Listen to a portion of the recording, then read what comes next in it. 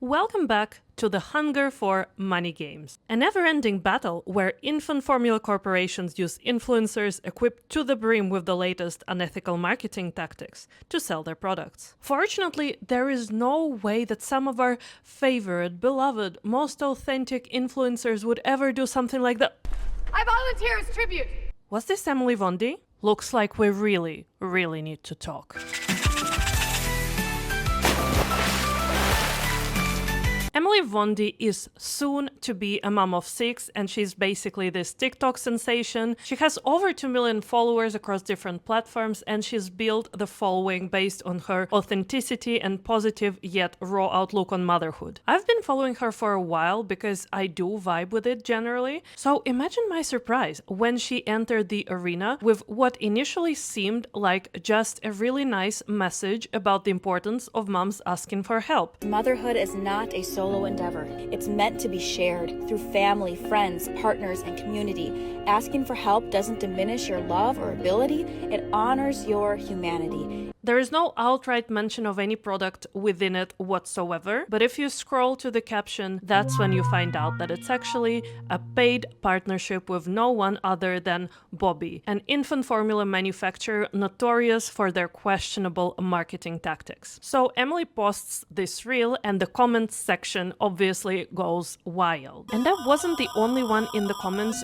really puzzled by this partnership. So let's have a chat about the issue itself, why many people view this partnership as problematic, Emily's response, and even a couple of direct messages I got to exchange with her. To address something right off the bat, no, I am not hating on Emily as a person. I actually have no idea who she is as a person, and if you think you do and you don't know her in real life, I urge you to reconsider your relationship with social media. However, I do genuinely enjoy most of her content. So this discussion is not about Emily as a person, it's about a very specific set of actions. I am also not at all oblivious to the fact that brand partnerships are bread and butter for content creators. I have done some partnerships of my own that I'm not particularly proud of, although I didn't put my name on it. I was like a paid actor / UGC creator. However, this does not at all cancel the fact that this very mouth you're seeing right now has delivered some pretty weird messaging. Very happy to spill the tea on it, so comment if this is something you would like to hear. This is not even Emily's first rodeo with controversial marketing. She's been in hot water before for promoting kids' medications, as well as endorsing this hair removal device while being pregnant, which is generally a contradiction for using this type of stuff. So having been through those controversial times before, I highly doubt she will lose any sleep over my discussion of it. On the same token, this weird narrative of, oh, this person seems really nice, so we shouldn't at all criticize them, is really counterproductive in my opinion, and it basically gives brands a green light to use these kinds of marketing tactics, where they take influencers with positive presence and strong personal brands and use them as a shield against any potential controversy. So this is a pretty sneaky attempt to sidestep scrutiny, and sorry to say, but I'm not at all here for it. This discussion is not at all about formula feeding versus breastfeeding. One would be pretty insane to deny that infant formula is a product which literally saves lives in certain circumstances. If I had to use formula, I would do it in a heartbeat. However, it doesn't mean that marketing it unethically is okay. Another weird line, in my opinion, of commentary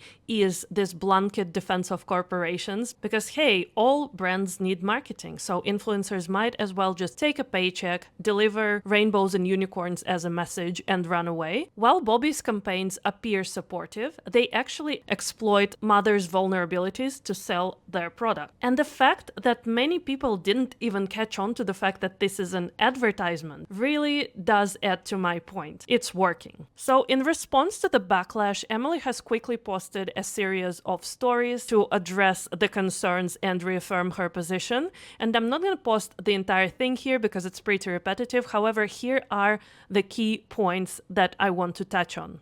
I think the messaging is so important. The message of normalizing asking for help as moms. For whatever reason, it feels like shameful to ask for help, but it's not. It's human. you know?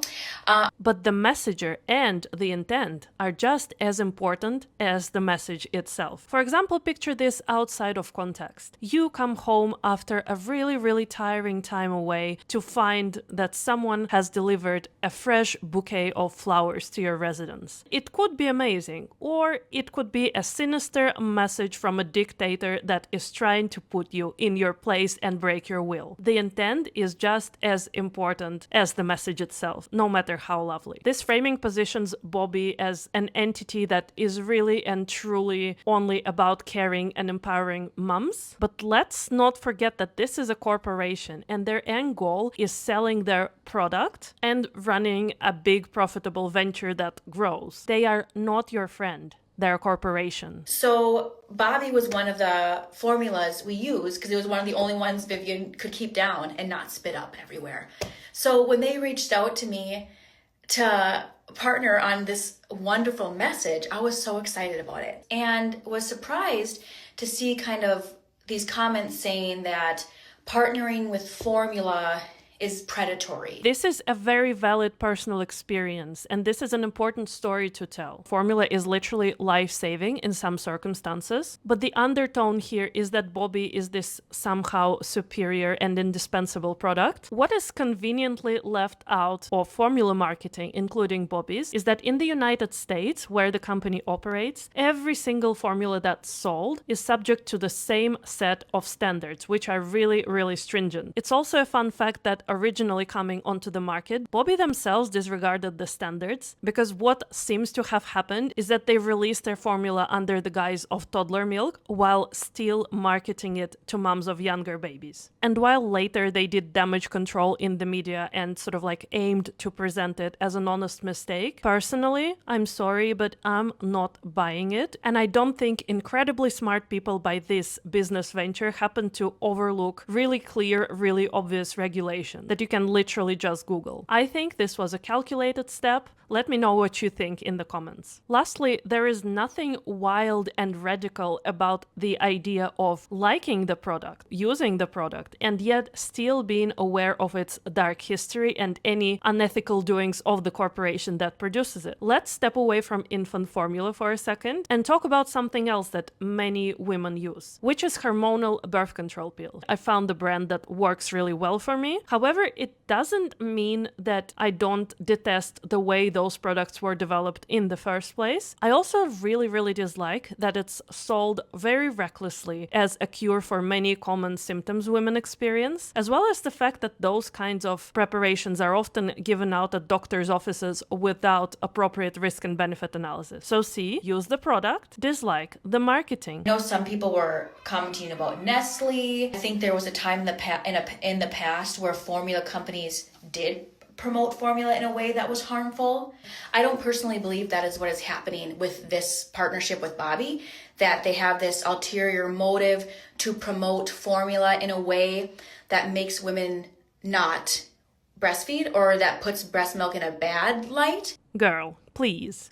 The formula industry's tactics have not disappeared anywhere. They have in fact evolved. Bobbie themselves chimed in on Emily's post, saying, "We know formula marketing has a dark history, especially outside of the US. That's why we're working so hard to change the industry." But here's the irony. If they're committed so hard to improving the industry, why does their marketing hinge on exploiting vulnerabilities? Their empowerment messaging, in my opinion, is not about supporting moms at all. It's about highlighting the problem in a really negative, hopeless light, and then selling their product as a solution to this problem. Take, for example, their campaign that emphasized flexibility for moms, with the implication that breastfeeding inherently limits flexibility. Also, on topic of changing the industry, I would like to point out that despite heavy marketing budgets and massive influencer payouts, which do indicate considerable profits, as well as a giant price tag on the formula tin, there is actually no evidence to support that any of the optional additions Bobbie puts in their formula actually has clinically positive outcomes for infants. And while I don't think people behind Bobbie are some sort of like supervillains who wake up every morning actively thinking about how to disparage breastfeeding more and cause chaos. I do think that they're very sales driven and profit driven, even if it does mean unethical practices and stomping all over breastfeeding in the meantime. Then the day after the backlash, Emily shared some stories defending the partnership and indicating that she had a chat with Bobbie, and as a result of this chat she found their intentions genuine. She also reiterated that while formula marketing has a dark history, she did not personally believe that this was reflective of Bobbie. I also actually got to exchange a couple of messages directly with Emily because I provided some information that I thought she may want to consider. Her responses, however, were pretty much the same as the stories she posted. So while I do really appreciate and respect Emily taking the time to respond both to her entire audience and evidently to some creators individually, personally I am not impressed with the response. This isn't about whether we're kind or not to each other in the comments section. This is about holding accountable businesses and their messaging, because the results of such campaigns actually have measurable harm. The hunger for money games isn't just about Emily. It's about the broader ethical dilemmas in marketing. Formula companies like Bobbie have a responsibility to provide their product without undermining breastfeeding or exploiting parents' struggles. In other words, yes, we do need unbiased, factual information about infant formula. However, no, we do not need extensive marketing from each individual corporation, highlighting the factors that don't even lead to measurable positive outcomes in infants anyways, while charging a premium for their product. And it's not about Emily's personal experience either. It's about the broader consequences of using a big organic platform to amplify a brand whose tactics are harmful. I do hope that Emily eventually realizes that she is a pawn in a much larger game. A game of propaganda, manipulation, and power. Fortunately, consumers are waking up, even as the marketing tactics become sneakier. Today's audiences are becoming more critical, more informed, and more willing to question the motives behind seemingly empowering messages. Here is my message to all the influencers watching. You have this immense power to shape the narratives, but I would also argue that with this power comes responsibility. So let me ask you this. Are you truly helping your audience, or are you just a pawn in someone else's big marketing game? I'll leave you to it, and may the odds be ever in your favor.